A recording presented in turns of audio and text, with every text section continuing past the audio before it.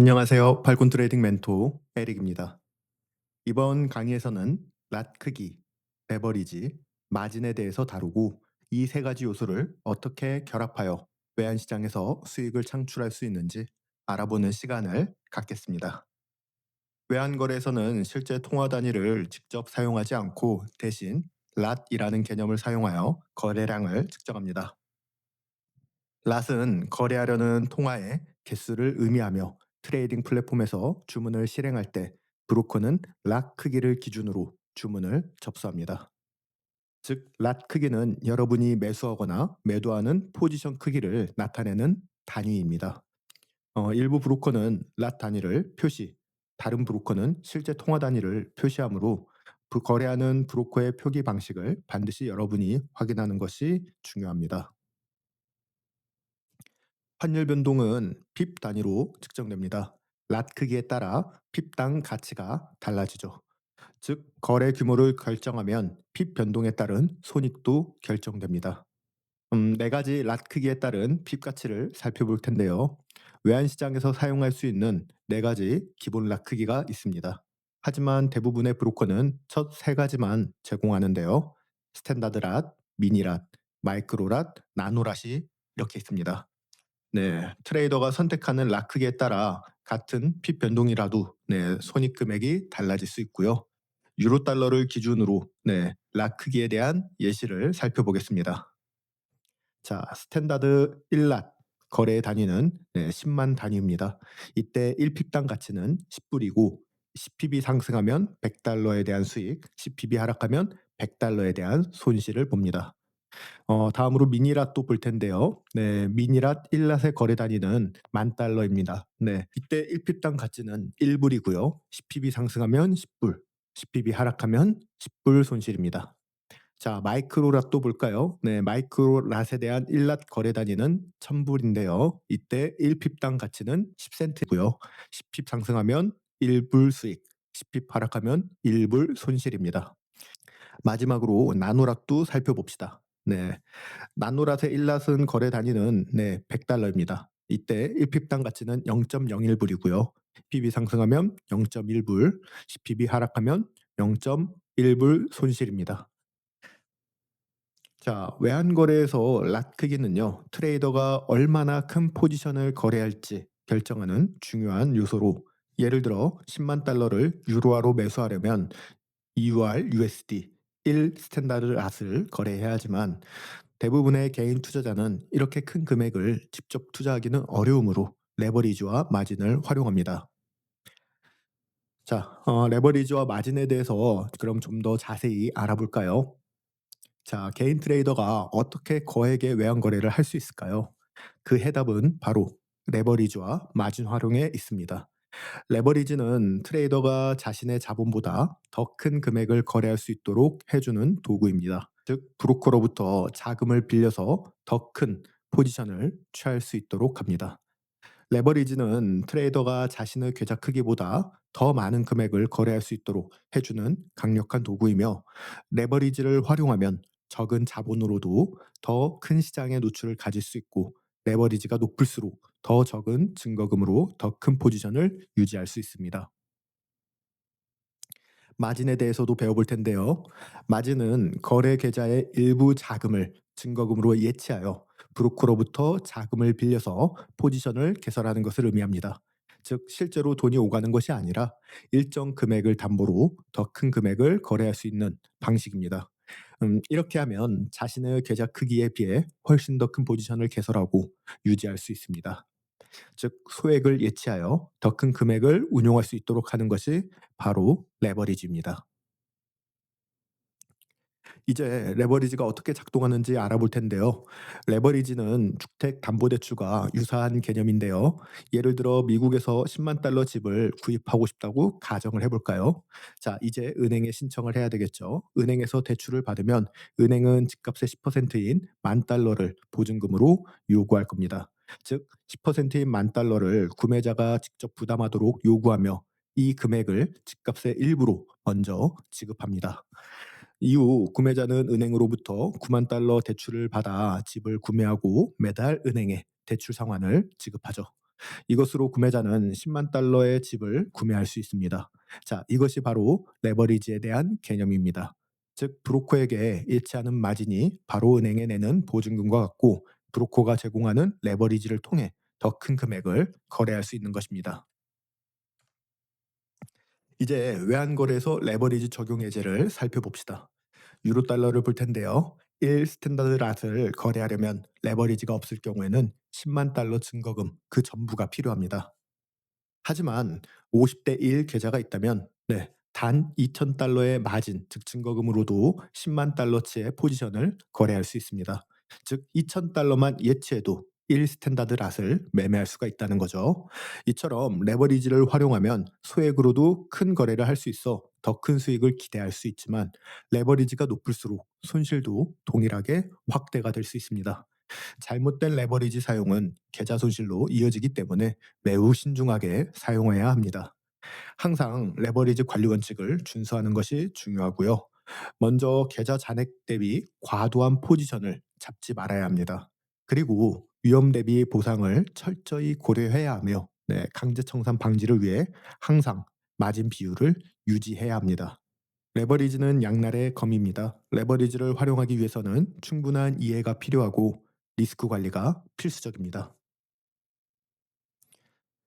레버리지를 사용하지 않고 거래할 경우 1 스탠다드 라 단위로 유로 달러를 매수한 후 100ppb 상승하면 핍당 가치가 10달러이므로 1000달러의 수익이 발생하지만, 이 거래를 하려면 10만 달러를 전액 계좌에 예치해야 하므로 대부분의 개인 투자자에게는 부담이 크고, 설령 그 자금을 마련하더라도 한 브로커에게 모든 자금을 맡기는 것은 위험할 수 있습니다. 여러 개의 포지션을 동시에 열기 위해서는 더 많은 자금이 필요하기 때문에 FX 브로커는 트레이더들이 적은 자본으로도 거래를 할 수 있도록 레버리지 개념을 도입하여 보다 유연한 투자가 가능하도록 합니다. 자, 그다음 레버리지 50대 1을 활용한 거래 예시를 볼까요? 레버리지 50대 1을 사용하면 적은 돈으로도 더 큰 금액을 거래할 수 있습니다. 예를 들어 원래 1 스탠다드 랏을 매수하려면 10만 달러가 필요하죠. 근데 레버리지 50대 1 계좌를 사용하면 단 2천 달러만 있어도 같은 거래를 할 수 있습니다.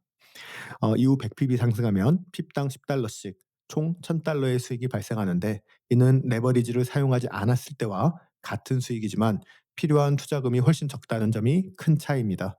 즉, 레버리지를 활용하면 더 적은 돈으로도 큰 거래를 할 수 있어 투자 효율을 높일 수가 있습니다. 브로커마다 제공하는 레버리지 비율은 다를 수 있으며, 각국의 금융 규제에 따라 허용되는 최대 레버리지도 차이가 있습니다. 대표적인 레버리지 비율과 활용 예시를 같이 살펴봅시다. 초기 자본 1000달러를 기준으로 레버리지 10대 1의 경우에는 10,000달러의 증거금을 가집니다. 레버리지 30대 1은요, 증거금 3만 달러이고요. 레버리지 50대 1은 5만 달러의 증거금을 가집니다. 그리고 레버리지 100대 1은 10만 달러의 증거금을 활용할 수 있습니다. 이처럼 레버리지가 높을수록 적은 자본으로 더 큰 금액을 거래할 수 있습니다. 하지만 레버리지가 높다고 무조건 좋은 것은 아닙니다. 레버리지가 높을수록 수익률이 커지는 것은 맞지만, 반대로 시장이 움직였을 때 손실도 그만큼 빠르게 커질 수 있습니다. 결국 레버리지는 올바르게 사용하면 강력한 도구이지만, 과도한 레버리지는 큰 손실로 이어질 수 있으므로 신중하게 활용해야 합니다. 자, 이제 레버리지와 마진 요구 금액의 관계를 한번 살펴볼까요? 레버리지를 사용할 때, 외환 거래를 할 때 여러분의 마진 요구 금액은 레버리지 비율과 포지션 크기에 따라 달라집니다. 레버리지 비율이 높을수록 포지션을 진입하는 데 필요한 마진 요구 금액은 줄어듭니다. 즉, 같은 금액을 거래하더라도 레버리지 비율에 따라 필요한 투자금이 달라지죠. 예를 들어 레버리지 100대 1 계좌에서는 10만 달러의 포지션을 거래하기 위해서 단 1000달러만 예치하면 됩니다. 브로커 플랫폼에서는 자동으로 이런 마진을 계산하여 트레이더가 직접 계산하지 않아도 거래 가능한 최대 포지션 크기를 바로 확인할 수 있습니다. 따라서 여러분은 마진 요구 금액을 일일이 계산할 필요 없이 주문창에서 바로 확인만 하면 되겠죠. 레버리지는 매력적인 도구이지만 너무 높은 레버리지는 손실을 키울 수 있는 위험 요소가 되는데요. 자, 이 때문에 각국의 금융규제 기관에서는 개인 투자자가 사용할 수 있는 최대 레버리지를 제한하고 있습니다. 자, 미국과 유럽에서는 레버리지가 30대 1 또는 50대 1로 제한이 되고요. 하지만 일부 아시아 및 오프쇼어 브로커에서는 최대 500대 1까지 제공되기도 합니다. 왜 국가별로 레버리지 제한이 다를까요? 높은 레버리지는 수익을 극대화할 수 있지만 반대로 손실도 급격히 커질 수 있습니다. 미국과 유럽의 규제기관은 개인 투자자의 보호를 위해 레버리지를 제한합니다. 반면 아시아 및 일부 오프쇼어 브로커는 더 높은 레버리지를 제공하여 트레이딩 기회를 확대합니다. 레버리지 선택 시 주의할 점에 대해서도 안내 드릴 텐데요. 레버리지를 설정할 때는 반드시 자신이 이용하는 브로커의 국가 규정을 확인하는 것이 좋습니다. 그리고 레버리지가 높을수록 적은 자본으로 큰 거래가 가능하지만 손실도 커질 수 있으므로 신중한 리스크 관리가 반드시 필요합니다. 레버리지를 무조건 높게 설정하는 것이 아니라 자신의 트레이딩 스타일과 리스크 감당 범위에 맞춰 적절한 비율을 선택하는 것이 무엇보다도 중요하겠습니다. 레버리지를 사용하면 적은 자본으로도 큰 거래가 가능하죠. 처음에는 1000달러로 10만 달러를 운용할 수 있다는 것이 매력적으로 들릴 수 있지만 레버리지를 잘못 사용하면 심각한 계좌 손실을 초래할 수 있습니다.